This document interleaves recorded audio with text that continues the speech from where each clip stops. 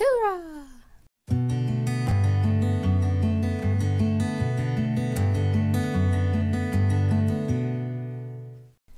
Splash.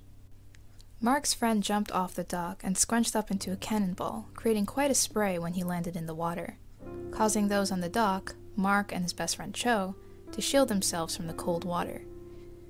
It was barely spring, and so while the temperature was quite nice, the water of the lake was still very, very cold. However, Marc's friends had a bit of a tradition every year to go out to the lake on the first day of spring and brace the cold to swim around a bit. It would usually turn into an unspoken competition for who could stay in the longest. After the water settled and the boy who jumped in popped his head out of the water and gave off a few explicit words about how freezing it was, the three boys who were brave enough to swim looked up at Marc and Cho on the dock and teasingly asked them to join, saying that the water was just perfect. Marc and Cho just shrugged it off like they did every time. Everyone knew they couldn't swim.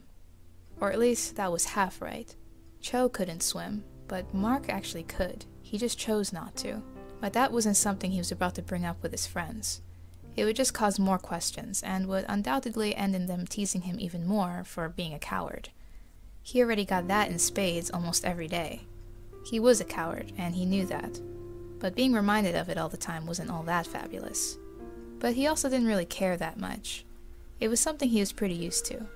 Even before he became a coward, he was always that friend in the group that everyone felt was okay to pick on. He had a crooked mouth and an interesting sense of style that his friends never failed to remind him of. He had earned many nicknames over the years, but the major two were Scowl and Visor Boy. The scowl part was because his crooked mouth would always make him look sort of like he's scowling. As for Visor Boy, it was simple. He wore a visor, all the time. Why did he wear a visor? Because he felt like it. Simple as that.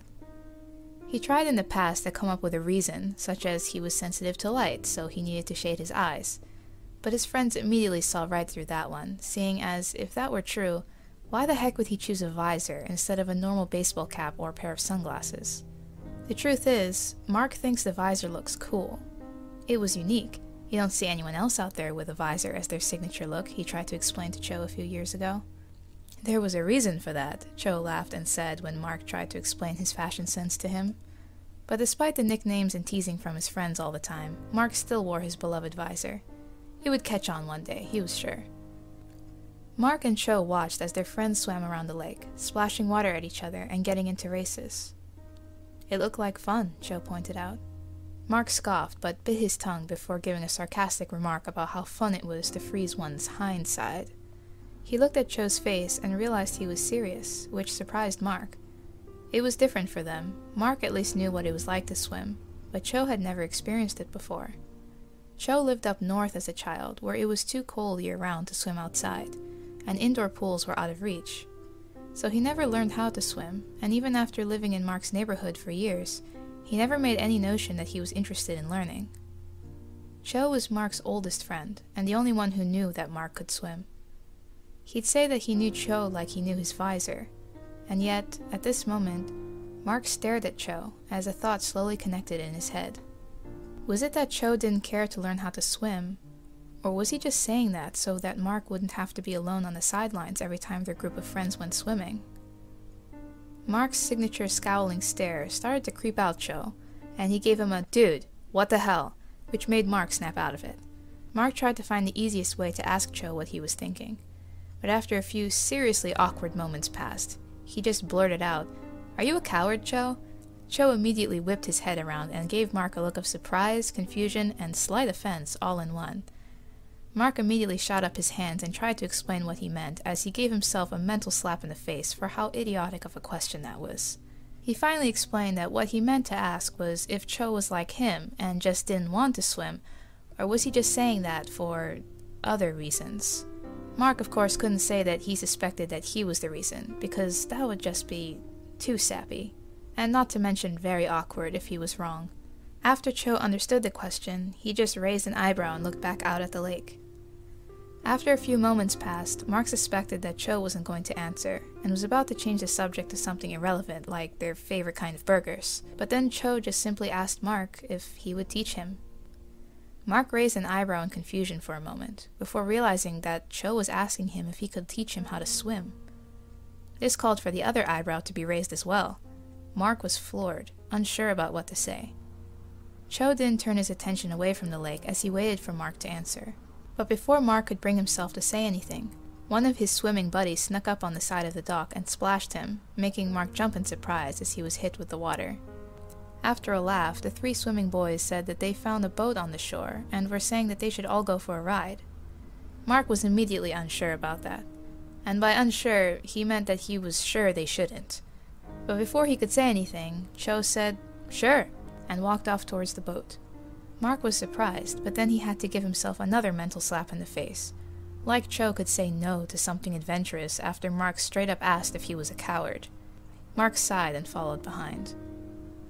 The boat was old and rickety, but it still had both oars, and didn't seem to have any leaks. All 5 of them pushed it out of the sand, and once it reached the water, they jumped in, except only 4 boys actually made it in. The 5th, Marc, had hesitated, and as a result, failed the jump and nearly ate sand as he barely caught himself with his hands. All the boys on the boat looked back and laughed, but then almost immediately, with a resounding "whoa," they realized they shouldn't move around too much, because the boat seemed to lean far too much for comfort if their weight wasn't centered properly. Marc walked back to the dock with his arms crossed, embarrassed, but somewhat glad that he wasn't on the boat. He watched them as they paddled the boat slowly towards the middle of the lake, and he began to feel a bit uneasy for Cho. He couldn't swim, and he didn't have a life jacket, but Marc tried to shrug it off and sat down. Cho was with 3 friends who could swim. If anything really did happen, they could always help him. After a couple minutes, all the boys were startled when they heard the sound of a woman's voice call from the house that owned the dock. It was Marc's mother. She said that they all needed to get ready because they were going to be late to a school party. All the boys opened their eyes in surprise. They completely forgot about their school's spring party. Marc called out to the boat, telling them to row it back, but Cho pointed out that it would be faster if the other 3 boys just swam back. He could row the boat back himself, and since the other 3 boys were soaking wet, they'd need the extra time to get ready. They all seemed a little unsure, but they couldn't argue with Cho's logic. So with a shrug, the 3 jumped into the water and challenged each other to race back. Marc stood up when he saw his 3 friends jump into the water, leaving Cho alone. Once the 3 boys had reached the shore, they panted and explained what Cho had said as they ran up the hill towards the house. Marc just stood there on the dock and watched Cho slowly make his way back on the boat. Marc was tense, and when he realized he tried to calm himself down. Nothing was going to happen, he told himself. Cho would just row the boat back and they would go to the party. It was going to be a fun party, he began to distract himself. They said they were going to have pizza. He wondered what kind of toppings they'd have. Or maybe they'd just have cheese. Most parties seemed to just have cheese. He wondered why. Maybe it was because toppings cost extra. Or maybe it was just because everyone liked cheese pizza, but other toppings were questionable. And if they just had cheese, then everyone could enjoy, and there wouldn't be any arguments about who stole the last slice of pepperoni. Yeah, that must have been it. Now there were many possible reasons for the boat capsizing. It was very rickety after all.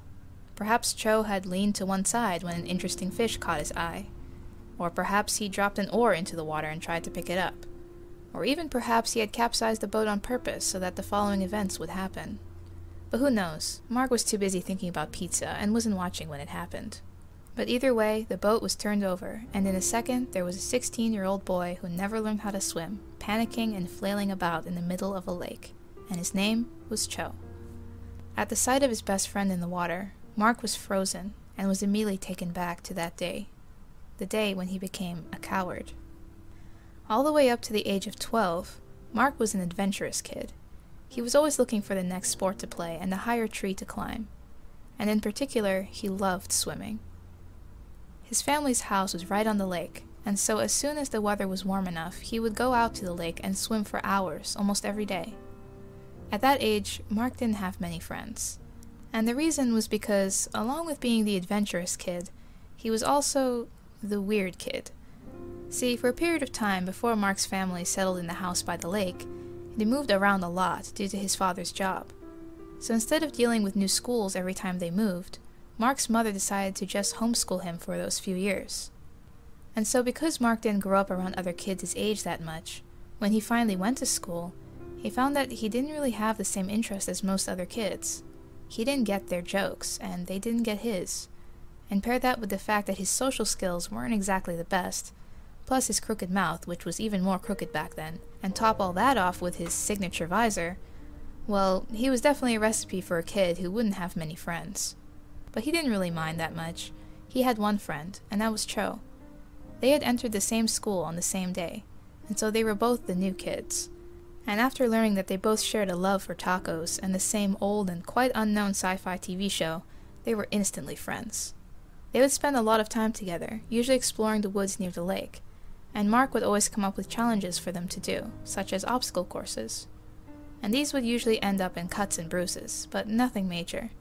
Until one day, one of Marc's self-made challenges very nearly got himself killed. He was 12 years old, and like most 12-year-olds, he would often get into disputes with his parents. Just normal little things, nothing to write home about. Things that he would probably think back on in the future and have a laugh, but of course were very serious to him back then. On one of these days, Marc stormed out of the house in frustration, wanting to be alone. He walked down to the dock and sat there contemplating. It was a nice evening. The sun hung very close to the horizon. It was very warm, and so was the water, and he decided he'd go for a swim. At the time, he wasn't allowed to swim in the lake without supervision, but at that moment, he could care less. He was still heated, and swimming always made him relax. Besides, doing something he wasn't supposed to would annoy his parents even more. At first, he just swam around the dock area, but then something struck him. He'd never been to the other side of the lake. And just like that, Marc's curiosity was burning. He wondered what he might find over there. Perhaps he could make a little clubhouse and camp out there, a secret hideout all for himself. And so he set himself a challenge, to swim to the other side of the lake. Now Marc was a good swimmer. Making it to the other side was definitely within his capability. However, he hadn't thought about how he would come back. He swam and swam. It was quite a long distance, longer than Marc had first thought. He started to get tired, but he could see the shore and there was no way he'd fail a challenge. He made it to the other side and looked back across the lake with pride. The other side of the lake was just as he was hoping, quiet and forest-like. There would be a lot of stuff to explore, but the sun was setting and Marc was getting hungry, so he decided he'd wait to explore for another day. And then it finally hit him. He would have to swim back. He was already winded, and he remembered how long the distance really was. But the setting sun reminded him that he needed to get a move on, and so he went. He was going quite well at first, but then each stroke started to become harder and harder, and he was finding it difficult to get enough breath every time. He made it to the middle of the lake before he realized he couldn't make it. It was this experience that made Marc realize for the first time just how fragile life was, and how easily it could be taken away. After that day, Marc receded. Where he would once jump at the opportunity to ride a skateboard down a questionably steep hill, he now found that he would really rather walk. And while he would still often go to the woods, he found himself uninterested in climbing the trees. And he definitely didn't want to swim anymore. Adults called him smart, his friends called him a coward. But all Marc knew was that he was afraid. And he was still afraid now, terrified even, as he took off his visor and jumped into the lake to save his friend. He hadn't really thought much about it, which was a good thing because if he had, he may have found himself unable to bring himself to jump in. But the sight of Cho in the same place he was back then overwhelmed him. Marc remembered back when he was stuck in the middle of the lake. He couldn't swim anymore and was treading in place as his heart pounded away, both from his physical exhaustion and from the thoughts that filled his head. He remembered the exact thought process he had. First, thinking of a solution, because he knew there had to be one. Then, knowing that someone would see him and would come to help him. Then his lack of breath and strength started setting in panic, and doubt started to creep into his mind. And all the questions of how and who began surfacing. And finally, when he was too tired and he sank below the water, doubt turned to realization, and realization turned to acceptance, that there was no way out. No one was coming, and he was going to die. As Marc swam through the cold water towards Cho, he knew exactly what was going through Cho's mind, and that pushed him to swim faster. The water felt weird at first. Marc hadn't swam in years, He thought he forgot how for a while, but then he got used to it and muscle memory started setting in. He didn't think about how far away Cho was, or what exactly he would do when he reached him. All Marc knew was that he needed to get to Cho before Cho reached that final stage in his thought process. Marc remembered how strange of a feeling it was. Back then, when he sank under the water and the last breath bubble had escaped his lips, he had suddenly felt calm. All of his panic had left him, but instead, he was consumed with an overwhelming emptiness. Apparently at the time, there was a couple kayaking nearby, and when they saw young Marc trying to swim across the lake by himself, they had already started making their way towards him. Marc couldn't have been under the water for longer than 2 minutes, but in those 2 minutes, he felt more alone than he had ever, and would ever, feel in his entire life. It was that loneliness that made him so afraid of everything. He never ever wanted to feel that way again. And it was that loneliness that he couldn't let Cho experience. And with a few more strokes, Marc was there, and he reached down and pulled his friend's head over the water. Cho coughed out a few gulps of water. Marc was shaking from fear and adrenaline, but he tried to sound normal as he asked Cho if he was all right. Cho just replied with a nod of his head as he continued to cough. Once Cho had found his bearings, Marc grabbed the oars that belonged to the boat that were now floating nearby and handed one to Cho. Cho grabbed it in confusion. "What's this?" he asked. "Your first lesson," Marc replied with a smirk. And so the two boys used the oars as floaties as they slowly dog-paddled back to the dock. As they splashed through the water, Marc's adrenaline started to ease up and he calmed down, and he began to realize how much he missed the weightlessness of the water. He took his time getting back to the dock. It was nice to be swimming around again, though the temperature could have been better. Marc and Cho didn't speak much as they swam, other than the occasional tip from Marc on how to paddle properly. Once they reached the dock and got out, Marc just shook himself off and started walking towards the house, expecting Cho to do the same. But instead, Cho called out, calling Marc "Visor Boy." Marc turned around in time to jump in surprise as his visor was tossed at him. Cho smiled and just simply said, "Thanks." And that was enough for Marc. He knew just how much was carried with that one word. Cho joked about how late they were going to be to the party now. But then Marc had an idea. It had been a while since they rode their skateboards, and if he could remember correctly, the road to school was a nice, steep, downhill ride.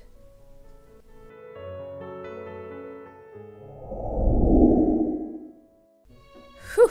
Now that was a long one, wasn't it?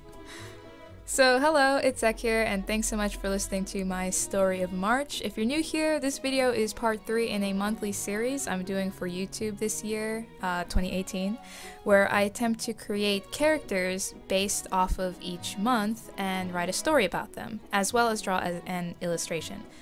So this month's was March, and I'll have January and February stories, their videos linked up in the card in case you haven't checked them out yet. You can, yeah. But now let's get into some chatting about this month's story and character.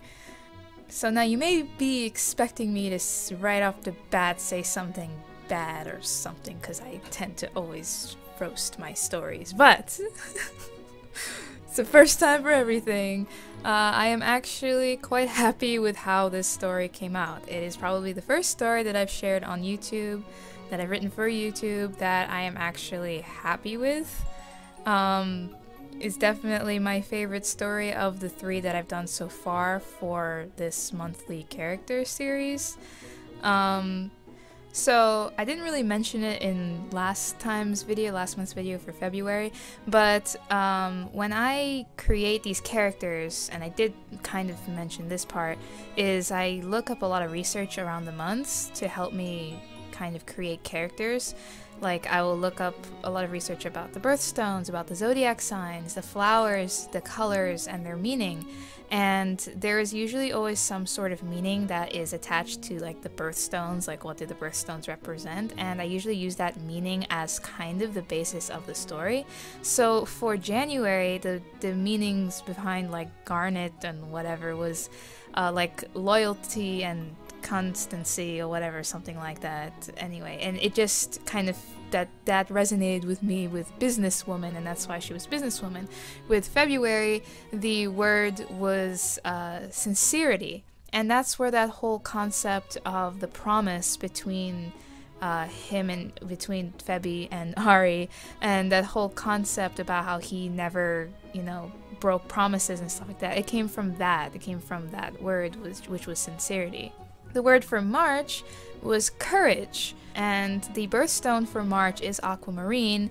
And can you guys guess what color the main color of this month is? Orange, definitely orange, I'm sure. No, I kid. It's blue, but it's light blue and white. So this was just like screaming water to me. So I was like, okay, let's do something with water, and I immediately had an idea of a boy who couldn't swim. Or rather, a person who couldn't swim, because this was originally actually going to be a girl, and I'm going to be talking about why that was changed, and I'm really glad that it did in a second. But either way, it had something to do with a person who couldn't swim, who would then be kind of forced to swim because of courage. They would have to be brave enough to go and do it. And so from that, everything just kind of, worked together. Like, why would they have to go and swim? Well, because they would have to save someone. And so there was, boom, another character. Cho. And there was something that was just really nice about writing characters that weren't as serious, I guess, because if you guys haven't noticed, my stories, especially the ones I've been sharing on YouTube, have always been a little heavy. I mean, they're not really that heavy, but it's like they always focus more on the emotional part of it, and they certainly didn't really have any comedy in it. So it was really nice to write a story and characters that were just a little bit more fun and, just weren't as serious. And of all the characters that I've shown on YouTube, and particularly in this monthly character series, of which there's only 3 characters so far, Marc feels the most real to me.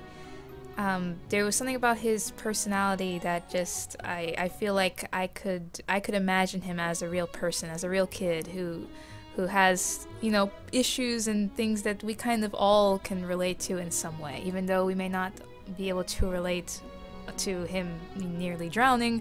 I know I can't. I mean, I don't know if any of you guys have. I don't know. But anyway, there was just, his awkwardness, being that kid in the group that everyone is okay to make fun of, but he doesn't really mind. He's used to it. Being kind of socially awkward, having an interesting sense and style, just these things all kind of resonated with me, and I guess I could relate to him more, and so that's what made writing him easier and more fun, because I could relate to him better. So yeah, overall, this so far has been my favorite story. I mean, it's also very long. It was like 1,000 words longer than the other 2 stories. Because I just got carried away with the writing, because I could imagine so many of the scenes, and I was just like, I have to write this, I have to say what's going on.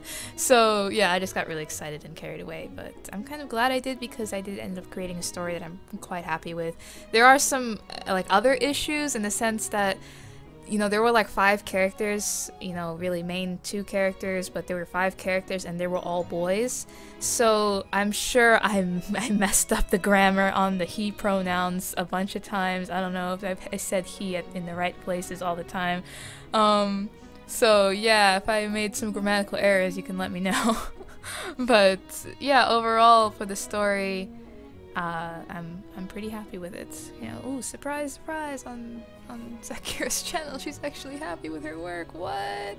Now, on the other hand, the artwork of the 3 illustrations I've done, it may just be my least favorite, but really, it's just like that stone in the background. It's kind of wonky and lopsided, and I don't know. Yeah. Also, for some reason, the camera can't pick up the green in the stone at all. Like, it's very strange. Aquamarine is kind of like a bluish green color, and I did make it a bluish green color, and it is, like, in real life. I'm looking at it. It's bluish green. or greenish blue, whatever, but on camera it's blue. It's just completely blue, and I can't change it. I don't know why it comes out that way. So just imagine, guys, it's the correct color, kind of, hopefully. So the main color palette that I had to work with, as I mentioned, was light blue and white. Those were the two main colors, and if you guys have watched the other episodes in this series, you know that I tried to create the illustration that include the birthstone of the month, the flowers of the month, the zodiac signs of the month, and the colors of the month. So the colors were light blue and white, but then the flowers were jonquils and violets. Now, I'm not sure if I'm saying jonquils? I don't know. We're going to be calling them jonquils. I hope I'm pronouncing it right. If I'm not, who cares? But basically, jonquils are basically daffodils, or rather, daffodils are a specific type of jonquils, but they look like daffodils, okay? They're the daffodils that have the white petals, so I was like, oh, okay, that works, it has white petals. But then violets are purple, very deep, dark violet. And not to mention, violets were also one of the flowers of the month for February, last month, so I already used them. I'm like, why would they do this? Why would they do this to me? Why would they give me a color scheme that doesn't match the flowers, and why would they use the same flower for 2 months? Just, why? Why? But after doing some research, I found a very obscure and rare breed of African violets that are white and blue, so yeah. Not cheating, though. I mean, hey, they don't look like violets to me, but if Google says it is, then I'm gonna trust that. When it came to the character design for Marc, I kind of ran into like a wall. Like, I didn't know what to do to make him unique. I didn't really have any outfit ideas, hence the reason he's literally just wearing sweatpants and a hoodie. But when I was drawing him in my sketchbook, he just looked so normal and so plain, which he was supposed to be kind of a normal kid, but he just looked too normal. So I was just like, hey, let's just throw in a visor. Yeah, why not? That's unique, and of course it ended up becoming a funny bit in this story, which I ended up quite liking. So yeah, guys, we have to make Marc's dream a reality. The visor has to catch on. Everyone who's watching this must go and buy a visor. You must at least own one visor. And if you do, tag me on Twitter with it. I want to see it.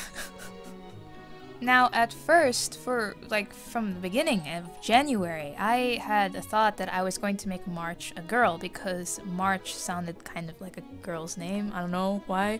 But also, at the very beginning of the month, when I first conceived this idea of this monthly character series, I originally wanted to do 6 boys and 6 girls. But then after I listened to all the names of the months, and if you guys haven't caught on by now that I do name the characters based off of each month, well, there's a lot of months that I felt were like girls' names. I mean, April, May, June, you know, those were like 3 girls' names right there just by themselves, right? And March felt like that too, so I was like, oh, I'm not gonna be able to do that. And I mentioned that in last month's video in February, that I was like, oh, I'm glad I was able to do at least one guy, but most of them are probably still going to be girls.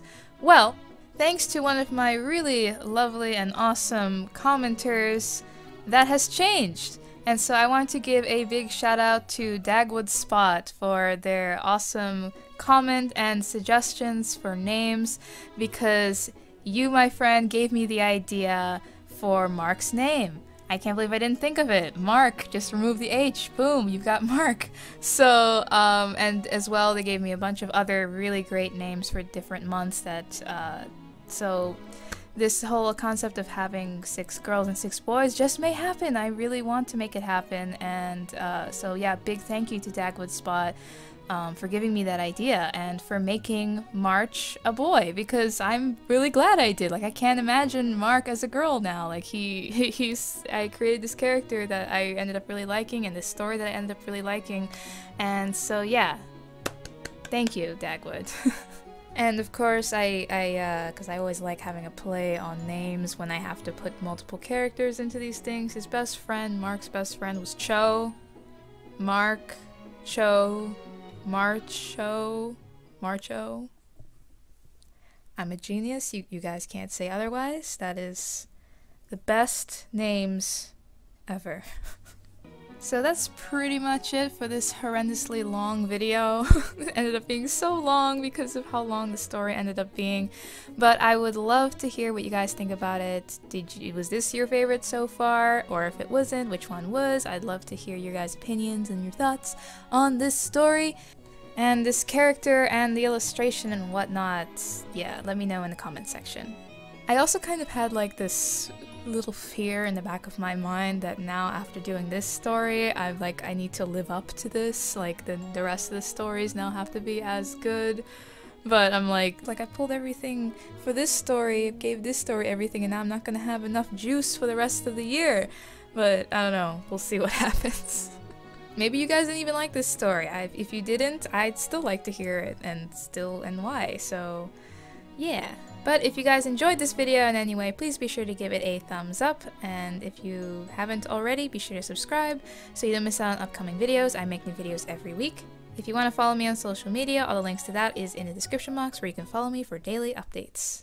Thanks so much for watching, and until next time, stay awesome, stay inspired, always. See ya!